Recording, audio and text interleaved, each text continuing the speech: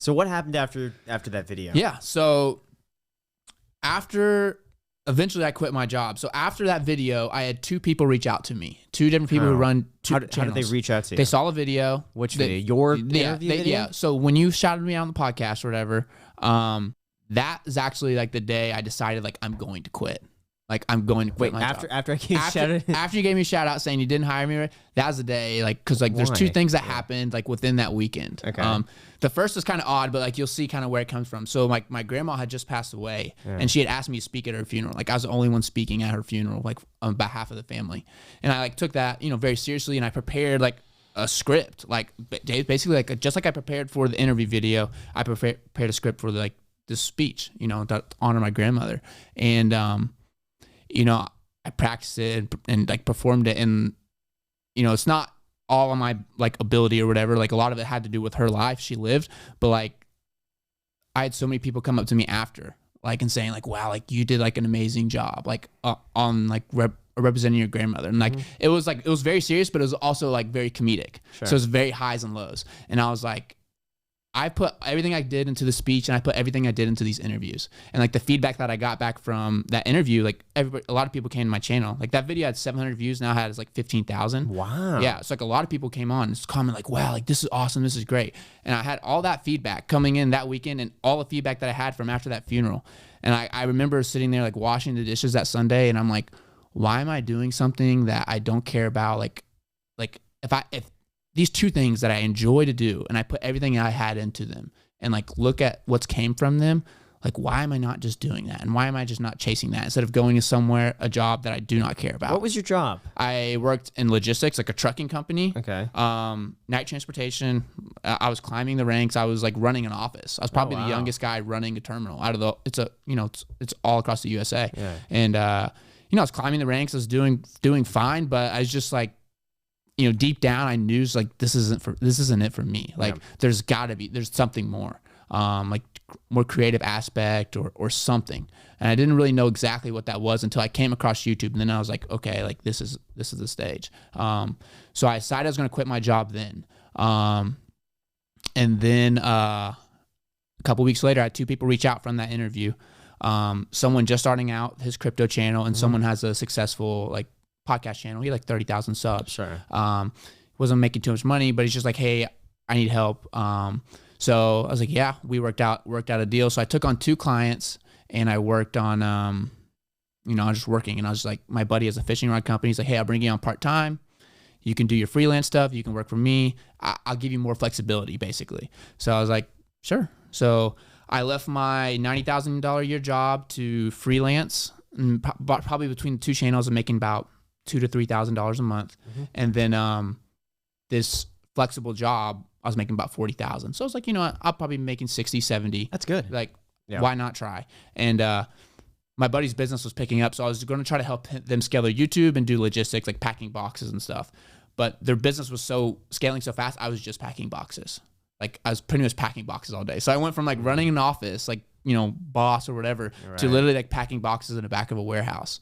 And like just putting my head down and going to work. And the only thing that job really gave me was like flexibility to find new clients, do the stuff like that. So what happened was the guy who I run the podcast, his name's Matt Cox. He went on Ryan Pineda's podcast. Yeah. And someone offered, hey, fly out with me. I know you're working with Matt. Like, come out here. Like, you might as well. I'm like, like, I don't know, like, what's the point? And then I was like, they offered again. I was like, you know what? I might as well try. Because last time I came out here, all these opportunities came up. So I was like, you know what? I might as well try. I was out here for like 3 days. And for 3 days, we just kind of hung out. And I was like, oh, man, I just feel like, I'm gone for 3 days away from my family. Like, is this really productive? But that 1 to 2 hours that we were with Pineda, I got to meet his team.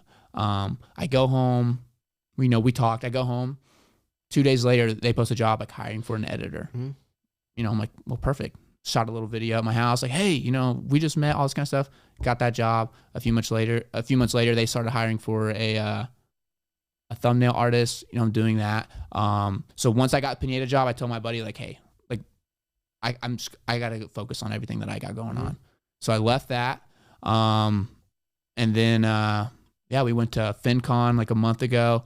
I went with their team, networked, met a few people. I think from that event, I'm gonna be on I'm going to be a consultant for like a smaller channel that, you know, the guy who runs a business behind his YouTube channel. And then, went out to LA, ran into you, came here. So it's just like every opportunity that I've had has like led to the next. And a funny thing about the Pineda thing is, you know, Patty Galloway. Yeah. So he's always hiring for like analysts, stuff like that. Like I was applying for every YouTube job I could get. And I talked to him earlier and never got a job with him. But turns out at the time he was consulting for Pineda's channel and he saw my name and he's just like, yeah, I would definitely like, I recommend this guy.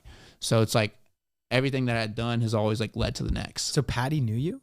Yeah. Like just from DMs and stuff like that. Cause I've like applied for a couple of jobs with him. Yeah. So yeah, it's all snowballed from there. I would say now, like the current freelance business that I have, makes about like anywhere from 80 to 100. That's incredible. Yeah. That's really good. Yeah, and now, and I do like have some 6 months too. Yeah, so I started off making 30, and now it's like and I'll tell you this. I don't know if you remember this. Last time we came here, I said, you know, I'm part of the mentorship program. And I was like, and I told you, I was like, I don't know how much value I get out of that. Yeah. But 6 months down the line, out of the 4 people that I've met within that mentorship program, I'm either working with or I'm working with three of the 4 of them. That's very cool. Yeah, I got like, you know, Grant. Like I ran into Grant in LA. Of course. Like me and him pretty much hung out all weekend. Grant Navarre. Yeah. We're you know, shooting texts back and forth. I'm helping with some things. And then Zach and Kabir from the podcast, I'm, you know, trying to integrate them in some of my business, like just helping me out, trying to scale. Yeah. But it has been a complete 180. Like this last 6 months, it's completely like changed my outlook on work and like what it should be. That's amazing. And it's really all stems from starting with y'all, you know. And I told you this last night, like you were the main reason I started YouTube, like trying to figure it out. It was like a big inspiration, like about your course and all that kind of stuff. And we're talking about this last night, like how many people do you think Graham has, like, think about how many lives he has affected. Like if Meet Kevin started his channel because of Graham, like how many lives has Meet Kevin like done? And like how many people have started because of Graham and how many lives have they changed? Like that's true. Like it's like a giant tree. Graham. I mean, I started my Roth IRA because of him. I got my first credit card because of him. I sent his videos to all of my friends who then started getting into investing. So it is like a tree. It is, and like I can say, like, obviously not solely on you, but like a big reason for me like doing this and like my life has like completely changed. Like I've always been happy, but I've never felt fulfilled in my work until this last 6 months. Yeah. Like What do you find so fulfilling about it? The freedom, the freedom. Like honestly, I tell people like what I'm making, it could get cut in half. I'd still be just as happy. Yeah. Like obviously money and like, you know, well-being is like important, but like having the freedom to, if I want to take a Friday off or if I want to, you know, do whatever, I do my late work at 10 o'clock at night, and just knowing that everything I'm doing is going to be like a direct result of my income. And like, it's in my hands. It's not up to anybody else. I'm not sitting here. I'm not the best person in the office or whatever and getting a 2% raise every year. Like if I want to double my income, it's up to me. I can put my head down to go do it. And really just the freedom. Like, don't you find though that when you have that freedom, you end up working more? Yeah, I've wanted taking that Friday off now is very difficult. See, I work a lot at like 10 o'clock to like midnight or like 8 o'clock to midnight. But it's not work. That's the thing. It's not work. Like I'll sit there and watch a TV show with my wife and I'll like make a thumbnail or something. Like, you know, it's like it's not work. I don't dread Mondays. Like what's today? A Monday? Yeah. Like, you know, this is fun. Like I wouldn't be able to do this if, you know, I was doing my other job, or I'd have to tell my boss, hey, I have to stay home for a couple of days.